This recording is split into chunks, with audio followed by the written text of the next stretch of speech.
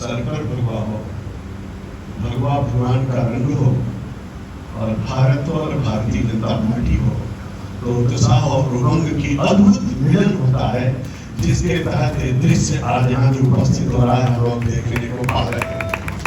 मेरे मित्र, मैं कभी कभी सोचता हूँ तो मेरे मन में आता है, कार्यकर्ता निर्माण से लेकर के राष्ट्र निर्माण की यात्रा दुनिया के किसी देश में कहीं भी जाइएगा, दल तो मिलेंगे, लोग मिलेंगे, व्यक्ति मिलेंगे, लेकिन वो भाव और भावना कहीं नहीं मिलेगी जो भारत के भारतीय जनता पार्टी में आप लोग देखने को मिलेंगे।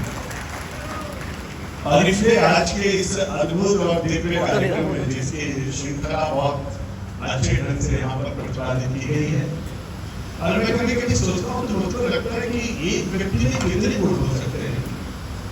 संगठनकर्ता भी हो, सांसद भी हो, व्यवहार भी अच्छा हो, वाणी भी अच्छी हो, मुस्कान भी अच्छी हो, और वैचारिक अधिष्ठान के साथ चलने वाला व्यक्ति भी हो, और संघर्ष की लंबी गाथा हो, और ऐसा योग्य और कुशल अध्यक्ष, संघर्षशील अध्यक्ष आदरणीय विष्णुदत्त शर्मा जी हो। जोरदार तालियां तो उनके लिए बनती है। मेरे मित्रों, मैं सोचता हूँ तो मुझको लगता है कि वास्तव में मध्य प्रदेश तो भारत का दिल है, लेकिन दिल में अभी इन्होंने चर्चा किया, बहुत बड़ी चर्चा किया।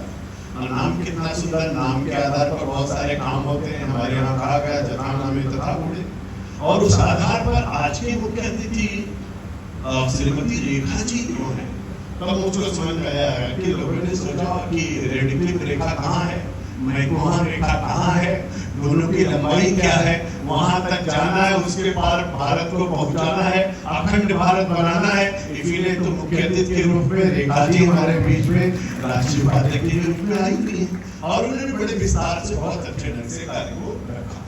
मैं सोच रहा था कि आदरणीय हितानंद जी कुशल संगठन करता है, सब कार्यकर्ताओं को सहेजते हैं, अच्छे ढंग से लेकर के चलते हैं, हर कार्यकर्ता कैसे कुशल है उसकी व्यवस्था करते हैं, सबको दायित्व मिले लेकर के चलते हैं। लेकिन एक मैं जब देखा कि आदरणीय हितानंद जी रचना कैसे करते हैं, तो मेरे को लगा कि आदरणीय विष्णु जी और हितानंद जी गजब अद्भुत है। इनको 5 कार्यक्रम मिला, और वो 5 कार्यक्रम देखिए कैसे कैसे रचना बना रहे हैं। इन्होंने बहुत अच्छा एक कार्यक्रम मिला। सबसे पहले इन्होंने कहा पर्यावरण दिवस, इन्होंने कहा कि राष्ट्रीय नेतृत्व ने कहा है कि उसका संयोजक बनाना है, तो संयोजक किसको बनाएंगे?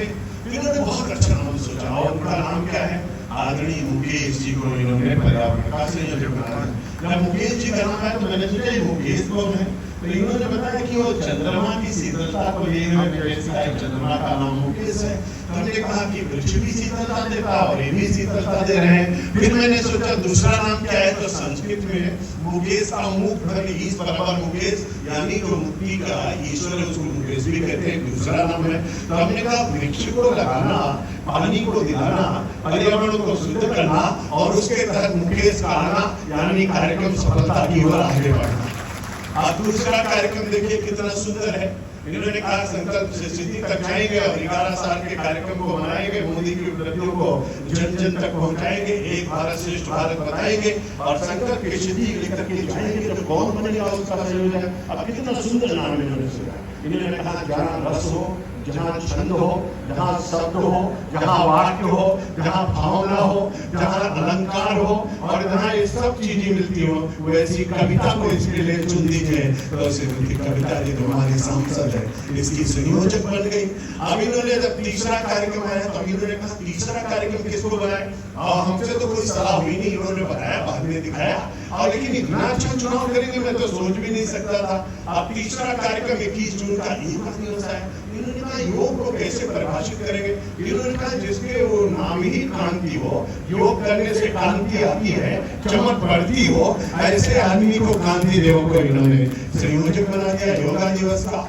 उसके बाद तीसरा कार्यक्रम, चौथा कार्यक्रम आया, इन्होंने कहा आप किसको लाना है, तो चौथे कार्यक्रम को बहुत अच्छा चुना इन्होंने, क्योंकि बंगाल से आकर के रण क्षेत्र में खड़े हो गए, और उन्होंने 8 मई 1953 को भाषण दिया। उन्होंने कहा 2 किसान 2 विधान 2 प्रधान नहीं चलेंगे, नहीं चलेंगे। डॉक्टर श्यामा प्रसाद मुखर्जी, उनका बलिदान दिवस। इन्होंने कहा जो रण को जीतने वाला हो, रणवीर, उसको उसका संयोजक बना देते, उन्होंने तो उसका संयोजक बना दिया।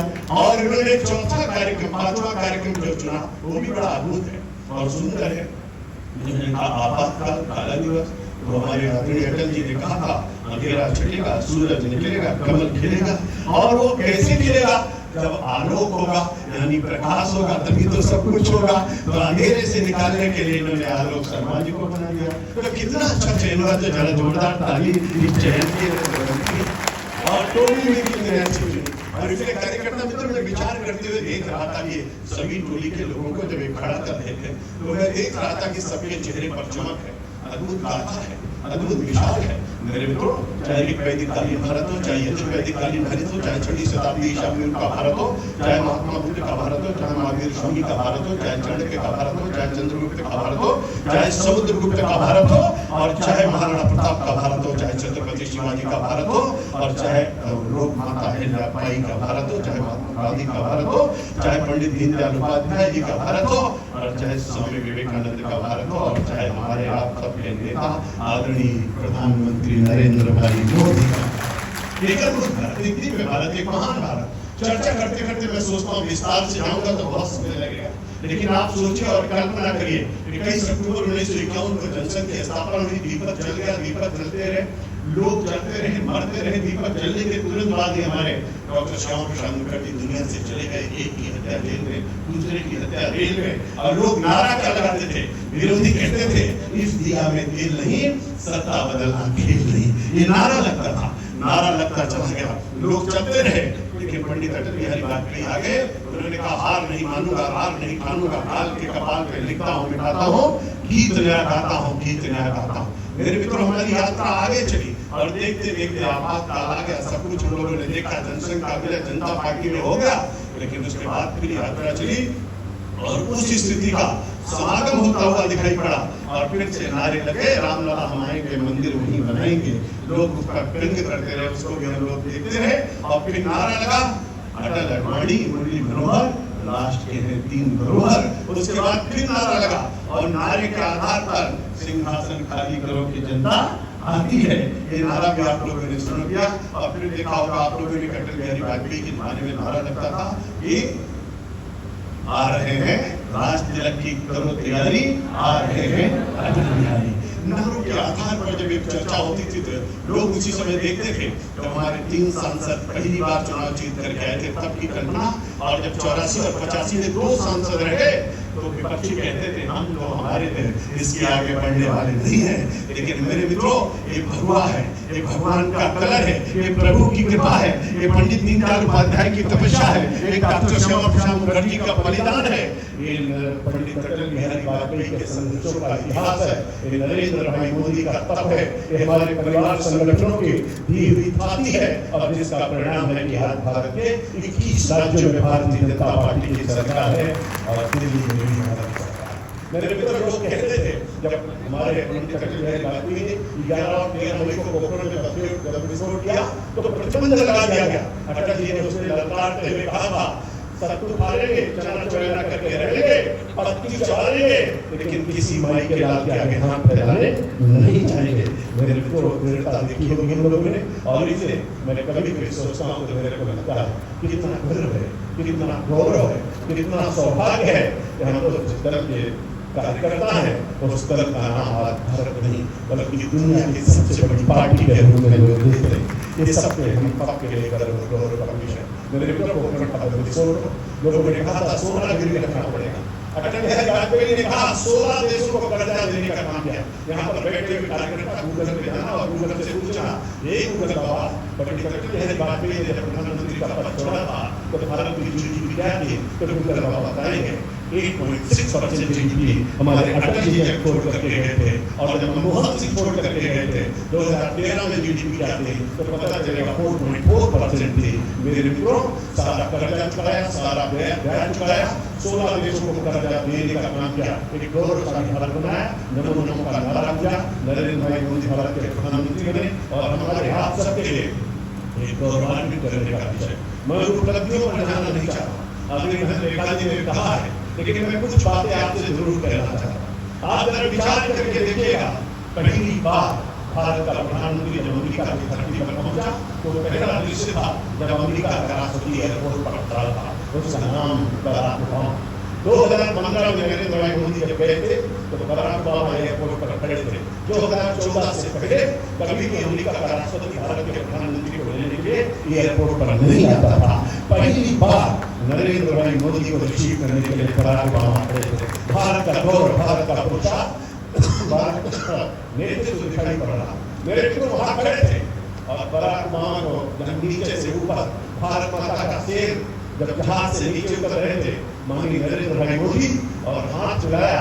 बात सबको पता है, आपको टेलीविजन पर नंगी आंखों से देखा होगा और अपने कानों से सुना होगा। और उस समय अमेरिका का राष्ट्रपति अंग्रेजी के सिवा कोई दूसरी भाषा नहीं बोलता है, लेकिन जब मोदी जी को देखा तो अंग्रेजी भूल गए, गुजराती बोलने लगे। और उस समय बराक ओबामा ने हाथ मिलाते हुए मोदी से कहा, केम छू? मोदी जी ने कहा, मदामा छू, कह करके आगे बढ़े। उनका विदेश मंत्री बगल में खड़ा था, वो भी अंग्रेजी भूल गया, हिंदी बोलने लगा। सबका साथ, सबका विकास करके हाथ मिलाता है। मोदी जी आगे बढ़े तो अद्भुत दृश्य दिखाई पड़ा। पहली बार दुनिया ने देखा और कैसा दृश्य था वो देख करके आश्चर्य था। हर भारतवासी का सीना चौड़ा हो रहा था। मोदी जी ने कहा, बराक ओबामा जी आप तो बहुत पढ़े लिखे हो, मैं आपके लिए एक चीज भेंट करने के लिए आया हूँ। वो चीज क्या है? उन्होंने कहा, इसको पढ़ोगे तो ज्ञान और बढ़ जाएगा। और मोदी जी ने उनको गीता भेंट करने का काम किया। मित्रों, पहली बार दुनिया की संस्कृति में देखने को मिला। मेरे मित्रों, आप सबने देखा होगा, मोदी जी मॉरिशस गए तो गंगा जल की शीशी लेकर गए। मोदी जी नेपाल गए तो रुद्राक्ष माला त्रिपुट लगा करके पशुपतिनाथ के सामने खड़ा होकर के दुनिया को संदेश देने का काम था। मोदी जी अमेरिका गए तो अमेरिका का राष्ट्रपति जो ट्रम्प आजकल है, उस समय राष्ट्रपति जब थे तो खड़े होकर के मोदी जी का भाषण सुन रहे थे। भारत बोल रहा था, अमेरिका सुन रहा था। मेरे मित्रों, पूरी दुनिया में परचम लहरा दिया। पहली बात तिरंगा लहराया, भारत माता का जयकारा लगा, वंदे मातरम का गान हुआ। मैं आपसे एक बात कहना चाहता हूँ यहाँ बैठे हुए मेरे मध्य प्रदेश के कार्यकर्ता मित्रों, बहुत बड़ी बात है। जब अंग्रेज भारत से जाने लगे तो अंग्रेजों ने कहा था इंग्लैंड में कभी वंदे मातरम नहीं गाया जाएगा।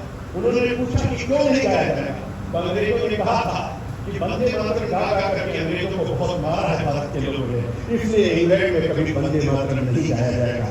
अरे मेरे मित्रों, गर्व है, गौरव है अपने नेतृत्व पर कि जब नरेंद्र भाई मोदी 2015 में इंग्लैंड पहुंचे तो पूरा इंग्लैंड वंदे मातरम गा रहा था और भारत माता का जयकारा लगा था। मेरे मित्रों, हम लोग कभी कभी सोचते हैं, हमारे मन में एक कल्पना आती है। आप तो दुनिया के परिवेश में देखते हो। मैं तो आपसे दो बातें कहना चाहता हूँ। यमन से जब लोगों को निकाला, यूक्रेन से जब लोगों को निकाला, इंग्लैंड श्रीलंका से जब लोगों को निकाला, यमन से जब लोगों को निकाला, तो क्या हालत थी? यूक्रेन में युद्ध हो रहा था और सेना आमने सामने थी, लेकिन जिस गाड़ी में तिरंगा लगा होता था उसको देखने के बाद दोनों सेनाएं, रूस की भी और यूक्रेन की भी, अपने उनके सेना के जवान राइफल को उल्टा कर देते थे और गाड़ी निकलने के बाद युद्ध फिर शुरू हो जाता था। कैसा नेतृत्व है! अरे यूक्रेन में और रशिया के बीच में जब भारत के लोगों को निकाल रहे थे, छात्र निकल रहे थे, तो पाकिस्तान के बच्चे गिड़गिड़ा रहे थे, कह रहे थे हमको भी निकाल दीजिए मोदी जी, हमारा क्या कसूर है? मोदी ने कहा चिंता मत करो, उनके बच्चों को भी निकाल करके पाकिस्तान पहुंचाने का काम मोदी जी ने किया। कैसा नेतृत्व आप देखते हो। मेरे मित्रों, मैं कभी सोचता हूँ, मेरे मन में आता है, हमारा 2014 से पहले जब पाकिस्तान गोली चलाता था, हमारे यहाँ से सफेद झंडा दिखाया जाता था, सफेद झंडा दिखाते थे।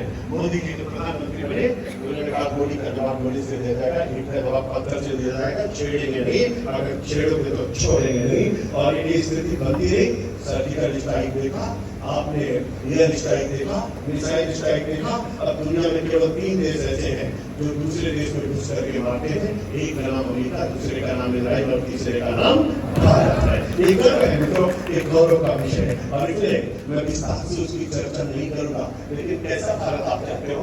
पहले भारत में क्या होता था? मेरे मित्रों, गोली बाहर से खरीदते थे, गोला बाहर से खरीदते थे, हेलीकॉप्टर बाहर से खरीदते थे, मिसाइल बाहर से खरीदते थे। गूगल पे चले जाना, जरा सर्च करके देखना, आपको पता चलेगा 2014 से पहले का भारत और 2014 के बाद का भारत मोदी ने कैसा बनाया। आत्मनिर्भर भारत, आप मोदी कहते हैं मेड इन इंडिया होगा, मेड इन इंडिया होगा, डिजिटल इंडिया होगा और हमारे आपके सबके लिए स्टील इंडिया होगा। कुछ लोग कहते हैं मेड इन जापान नहीं, made in United, made in Russia नहीं, मेड इन चाइना नहीं, आप मेड इन इंडिया होगा।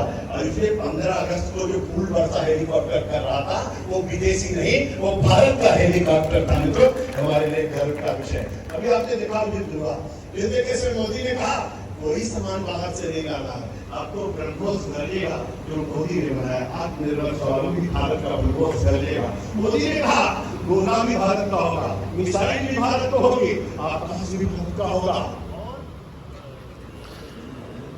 बोले भारत माता की जय।